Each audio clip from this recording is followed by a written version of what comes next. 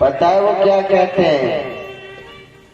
बाबा के पैर छुएंगे या अपने माता पिताओं के पैर छूते हैं, मास्टर के पैर छूते हैं, तो वो घोटू से छीकर के इशारा करते हैं कि अरे मास्टर तो बड़ भाई हमारी है, मारपीट करता है, तेरे दोनों पैर घोटू से टूट जाए जिससे मेरी छाती में थोड़ी तसल्ली हो जाए। घोटुओं का स्पर्श करेगा, छाती से लगाएगा कि दोनों पैर घोटू से टूटे, जो छाती में थोड़ा आराम मिले। ये चल गया है सब, लेकिन पहले दंडवत प्रणाम किया करते थे, लेकिन अब तो घोटू छीकर के काम चला रहा है। और गांवों में तो बड़ी विचित्र परंपरा देखने के लिए मिलती है। कोई बाबा खेत के मेड़ पे घास बोद रहा था, कोई एक व्यक्ति निकल के जा रहा था दूर से, रास्ते से दूर से कर रहा है, बोले बाबा हो, केवल बाबा हो करिए, बस हाथ ऊपर कर दिया, हाथ ऊपर करके दूर से बोले बाबा हो, बाबा ने भी दूर से हाथ कर दिया, बोले ठीक है। यानी उसने भी हाथ ऊपर करके ये कहा है कि यहाँ राम राम करने लायक फुर्सत नहीं है, ऊपर जा करके राम राम करूंगा। बाबा ने भी कह दिया मैं भी घास बो देने में मस्त हूँ, मैं भी वहीं मिलूंगा, तभी राम राम करेंगे। सब कुछ बदल दिया। एक और चला टाटा, बच्चा पढ़ने के लिए जा रहा है तो मम्मी टाटा है, और मम्मी भी अंदर से कर रही है, और बेटा टाटा जाओ। बेटा इशारा कर रहा है कि भैया तो स्कूल में पढ़ने के लिए भेज रही है, टाटा का अर्थ है टाई टाई। बोले भैया तू मुझे स्कूल पढ़ने के लिए भेज तो रही है, लेकिन स्कूल में केवल टाई टाई, मास्टर गोल्ड मोर खाए भी थे फुर्सत ना, बीड़ी पीवे थे फुर्सत ना, बच्चन की मुंह पर ही खाए भी थे मास्टर फुर्सत ना, टाई टाई मामू कछु पढ़ाए ना रहो। मयो भीतर से इशारा कर रही है, बोले टाटा, बोले बेटा हाथ कर बहू का चुना ये उठोई टाई टाई आते बढ़िया तो स्कूल ही चले जाए। सब कुछ बदल गया, संस्कृति बिल्कुल लुप्त कर दी अपने। लेकिन प्यारे ठीक नहीं है, भारत जैसी भूमि पर रहकर के यदि संस्कृति को लुप्त करोगे तो ठीक नहीं होगा। अपनी संस्कृति को पहचानिएगा, आखिर हमारी संस्कृति क्या है।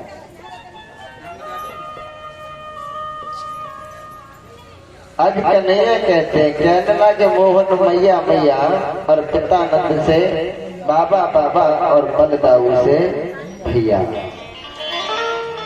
अगर कहना है तो माँ से माँ कहिएगा, मैया कहिएगा, मम्मी नहीं। पापा से पापा नहीं बल्कि पिताजी कहिएगा, अच्छा भी लगता है बोलने में। लेकिन अब श्रोताओ ये सारी चीजें मानव को अच्छी नहीं लगती, क्योंकि अब संस्कृति बिल्कुल भूल करके बैठे हुए हैं। अंग्रेजों का जमाना आ चुका है। आज कन्हैया ने बोलना प्रारंभ किया, और जैसे ही कन्हैया ने तोतली भाषा में मैया कहा है, बाबा कहा है, आज कहते हैं श्रोताओ मैया यशोदा को अपार आनंद की अनुभूति हुई। मैया ने अपार धन लुटायो, सभी ब्रज गोपियां आती हैं, अपार आनंद देते हैं। फिर राजा मेरे गोविंद भगवान सभी को सुख प्रदान करते हैं, अनन्य प्रकार से किरणा करते हुए। धीरे धीरे मेरे कन्हैया बड़े हुए, मेरे कन्हैया की उम्र हो जाती है 3 साढ़े 3 वर्ष की। 3 साढ़े 3 वर्ष के कन्हैया आज सभी गोप वालों को एकत्रित कर लेते, अपने पास बुला लेते, जितने भी गोप वाला। मधु मंगल नाम का सखा है, श्री रामा है, और भी अनन्य सखाएं गोविंद भगवान के।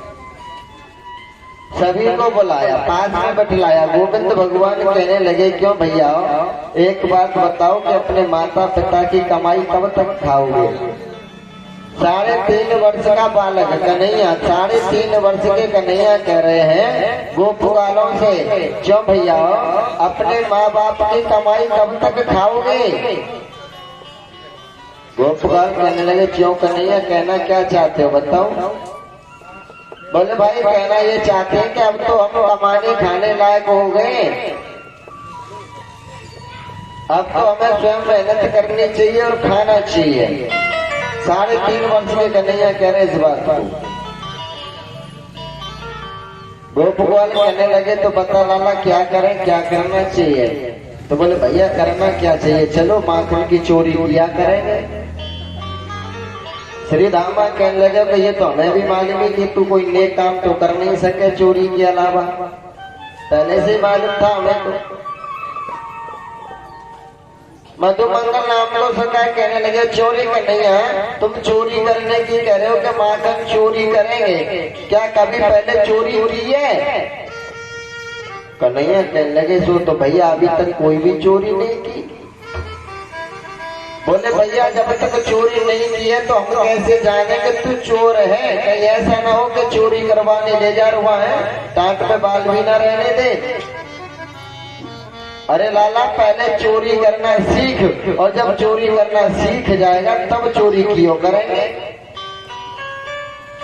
बोले भैया चोरी करना भी कहाँ से सीखे? श्री रामा कहने लगे बोले जो भी सीखते हैं पहले अपने घर से सीखते हैं।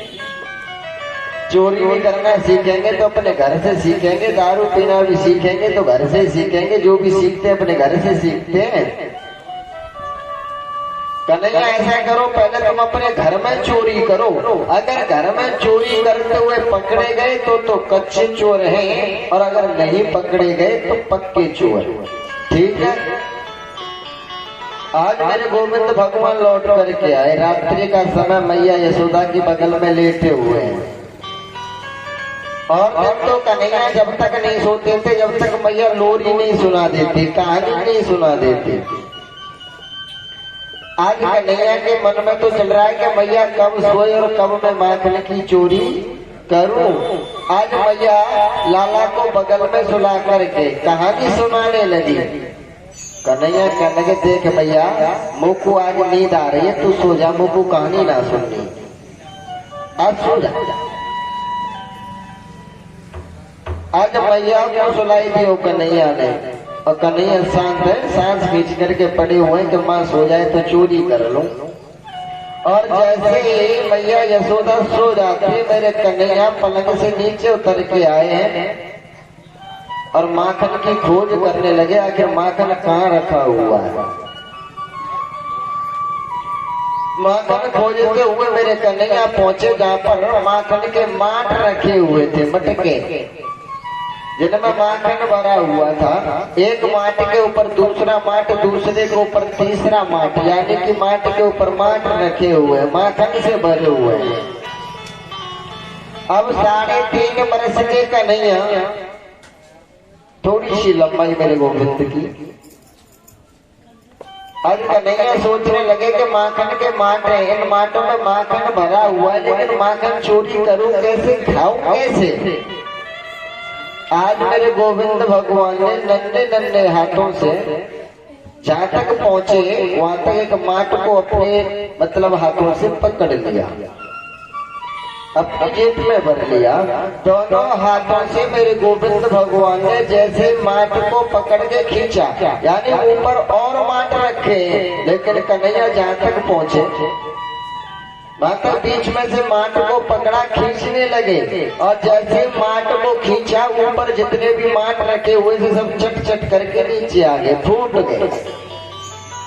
और जैसे माट फूटने की आवाज हुई मैया यशोदा ने आवाज लगाई, अरे रोहिणी जरा देखो तो सही कौन है। कन्हैया दौड़ करके मैया यशोदा के बगल में, अरे मैया शांत सो जाओ, कोई नहीं है, बिल्ली आ गई होगी, सो जाओ। मैया को सुलाई दियो। और जैसे सुबह हुआ मैया ने देखा कि पूरा कन्हैया माखन से बिगड़ा हुआ है। चौरे लाला रात को कह रहा था कि बिल्ली आ गई होगी, है साची नहीं बताई कि बिलौटा बन करके तू ही डोल रहा था, पकड़ लिया माने तूने चोरी हुई। कन्हैया ने दौड़ लगाई, सखाओं के पास पहुंचे, बोले भैया हमने चोरी किया। श्री धामा ने पूछा चौरे लाला तने चोरी की पकड़ा तो नहीं गया? बोले भैया सो तो पकड़े गए, माँ को मालूम पड़ गया। श्री धामा कहने लगे कि तूने रात्रि में तो चोरी की और फिर भी पकड़ा गया। रात्रि में चोरी की और फिर भी पकड़ा गया। पक्का चोर तो जब मानते जब तू दिन में चोरी करता और पकड़ा भी नहीं जाता। आज कन्हैया पुणे चोरी करने के लिए चल देते हैं। मैया गौशाला में गई हुई है। आज कन्हैया माखन के माट के पास पहुंचे, माखन खाने लगे हैं चोरी से, माखन खाने लगे। मैया आई, मैया ने देखा चोरे लाला माखन चोरी करके खा रहा है। बोले ना मामा, बोले तो क्या कर रहा है? बोले भैया मैं माखन नहीं खा रहा हूँ, देखिए माखन के माट में चींटी गिर गई थी, मैं उस चींटी को निकाल रहा हूँ। मैया ने कहा बोले ठीक है, माखन के माट में चींटी थी जिससे तूने निकाला, जिससे हाथ बिगड़ गए, लेकिन मुंह कैसे बिगड़ा ये तो बता। बोले भैया ये कोई पूछने की बात है? जब मैं चींटी को निकाल रही हूँ तो दूसरी चींटी आकर के मेरे हाथ के द्वारा होठों पे पहुंच गई, और जब वो होठों पर चलने लगी मैंने इस हाथ से उसको हटाया मैया, इसलिए मेरा मुंह बिगड़ गया। माँ को आज कन्हैया समझा करके वहां से दौड़ लगा देते, कहते भैया हमने चोरी किया तो हम चोर बन गए। सभी गोप वालों को एकत्रित किया मेरे गोविंद भगवान ने, और एक मंडली बनाई है जिस मंडली का नाम रखा गया बाल गोपाल चोर प्रचार मंडल। बाल गोपाल चोर प्रचार मंडल नाम रखा गया गोविंद के सखाओं की मंडली का। अब तो मेरे कन्हैया सभी गोप वालों को लेकर के माखन की चोरी करते हैं, माखन की चोरी करते हैं। किसी के बछड़े को खोल देते हैं, किसी के यहाँ कुछ, किसी के यहाँ कुछ, अनन्य क्रीड़ाएं करते हैं मेरे गोविंद भगवान। सभी गोपियां परेशान है, हताश है कि लाला नया ने कब आता है, माखन की चोरी कर लेता है, खुद तो खाता है तो खाता है, बंदर भालू को भी खिलाता है। अब सभी गोपी इस ताक में है कि कैसे भी करके कन्हैया को चोरी करता हुआ पकड़े और मैया से जाकर के शिकायत करें। सब इसी ताक में, लेकिन कन्हैया तो ऐसे चोरी करते हैं किसी के हाथ ही नहीं आते। एक दिन कन्हैया अपने गोप वालों की मंडली को लेकर के एक गोपी के घर में प्रवेश पा जाते हैं, और गोपी ने माखन के माट को छीके पर टांग रखा था। और जैसे ही कन्हैया ने अंदर प्रवेश पाया, माखन के माट को देखा तो छीके पर टंगा हुआ है। गोपवाल कहने लगे चोर कन्हैया आज तो भूखा मरना पड़ेगा भैया। गोपी आज तो चालाक होशियार बन गई, माट को ऊपर टांग दिया, अब कैसे खाएंगे? गोविंद भगवान कहने लगे चिंता क्यों करते हो, एक के ऊपर एक, एक के ऊपर एक, यानी एक ग्वाल के ऊपर दूसरा, दूसरे ग्वाल के ऊपर तीसरा, तीसरे के ऊपर चौथा, और सबसे ऊपर मेरे कन्हैया चढ़ गए। माखन के माट को पकड़ लिया, कन्हैया माखन खाने लगे, नीचे गोप वालों को खिलाने लगे। इतने में गोपी आ जाती है। जैसे गोपी गोप वालों ने देखी आज नीचे जो गोप वाले लगे हुए थे सभी भाग जाते हैं, और कन्हैया छीके पर टंगे रह जाते हैं, माट को पकड़ के लटके हुए। आज गोपी ने कन्हैया को पकड़ लिया, चल दायरी ले, तेरी मैया बड़ी कहती है कि मेरा लाला चोरी नहीं करता, मेरा लाला कभी चोरी नहीं करता है, चल तेरी मैया से शिकायत करूंगी। तेरी माँ बड़ी कहती है, तेरी वो लेती है लहर बढ़ाई कि मेरा लाला चोर नहीं है। आज वो गोपी कन्हैया को पकड़ लेती है, कलाई को पकड़ लिया। कन्हैया बार बार कहते हैं कि ये गोपी देख तू मेरी कलाई को छोड़ दे, ठीक नहीं होगा। बोले नहीं, तेरी भैया बड़ी कहती है कि मेरा लाला चोरी नहीं करता, आज वहां से जाकर के शिकायत करूंगे, देख भैया तेरा लाला रंगे हाथों पकड़ा है। कन्हैया बार बार कहते हैं गोपी देख मुझे छोड़ दे, ठीक नहीं होगा। गोपी नहीं मानती है, खींचती हुई ले जा रही है कन्हैया को। और आज गोपी जैसे ही अपने घर से महल से बाहर निकली, गोपी ने क्या देखा कि सामने से उसका ससुर आ रहा है और अपने ससुर को देख करके गोपी ने पर्दा कर लिया, घूंघट लगा लिया। और जैसे गोपी ने घूंघट लगाया आगे चलने लगी, कन्हैया को खींचती हुई ले जा रही है। चल रही है, क्या तेरी मैया से शिकायत करूंगी, मार लगवाऊंगी। थोड़ी दूर आगे चली, आज कन्हैया ने देखा कि उसी गोपी का पति सामने से आ रहा है। मेरे कन्हैया ने आंखों का इशारा किया, गोपी के पति को अपने पास बुला लिया। गोपी का तो घूंघट लगा हुआ है, खींचती हुई आ रही है, उसे नहीं पता। आज उसने पति को बुलाया अपने पास में कन्हैया और गोपी से कहने लगे, देख गोपी, देख मेरी यह कलाई में इस हाथ में दर्द हो रहा है, तूने कस के पकड़ रखा है, ऐसा कर मेरी इस कलाई को छोड़ दे, दूसरी कलाई पकड़ ले। और जैसे गोपी ने उस हाथ को ढीला किया, मेरे गोविंद भगवान ने गोपी के पति का ये हाथ उस गोपी के हाथ में पकड़ा दिया और कन्हैया दौड़ करके मैया यशोदा के पास पहुंच गए। आज गोपी खींचती हुई ले जा रही है, गोपी को नहीं पता कि ये कन्हैया या कोई और है, खींचती हुई ले जा रही है। चल रही क्या तेरी शिकायत करूंगी। आज पति भी साथ में खींचता हुआ जा रहा है और जैसे गोपी ने द्वार पर जाकर के आवाज लगाई, अरे मैया यशोदा, अरे मैया यशोदा देख बाहर निकल के आ। तू बड़ी कहती है कि मेरा लाला सज्जन है, गुणवान है, कभी किसी की चोरी नहीं करता, लूट खबूर नहीं करता। देख आज तेरे लाला को रंगे हाथ पकड़ के लाई हूँ। कन्हैया अंदर बैठे हुए कहने लगे, देख मैया मैं तेरे पास बैठा हुआ हूँ, माथे के लिए मेरी झूठी है, झूठी अफवाह उड़ाती है कि मैं चोरी करता हूँ, मुझे बदनाम करनी है मैया। अगर ये ऐसे बदनाम करती रही ना तो मेरा विवाह नहीं होगा। मैया कहने लगी, लाला तू चिंता क्यों करता, अभी देखती हूँ। और जैसे मैया बाहर निकल के आई, क्या बात है, गोपी ने कहा, देख माँ तेरा लाला रंगे हाथ पकड़ के लाई। मैया यशोदा ने कहा, गोपी देख यार, 1.5 हाथ के घूंघट थोड़ा उठा के तो देख, ये मेरो लाला है कि तेरो भी कछू लगे। और जैसे गोपी ने पर्दा को उठाए हो और आज अपने पति को देखा, शर्म से लजा जाती है। कन्हैया अंगूठा बिराने लगे, जीभ बिराने लगे। गोपी याद रखना, आज तूने मुझे पकड़ा है, तेरा पति बन गया, और यदि आगे तूने मुझे कभी पकड़ा ना तो ध्यान रखना कुछ भी बन सकता हूँ। आज भैया किसी की हिम्मत नहीं है कि कोई कन्हैया को पकड़े, सभी को भय लगता है, सभी को डर लगता है, कोई भी कन्हैया को पकड़ना नहीं चाहता।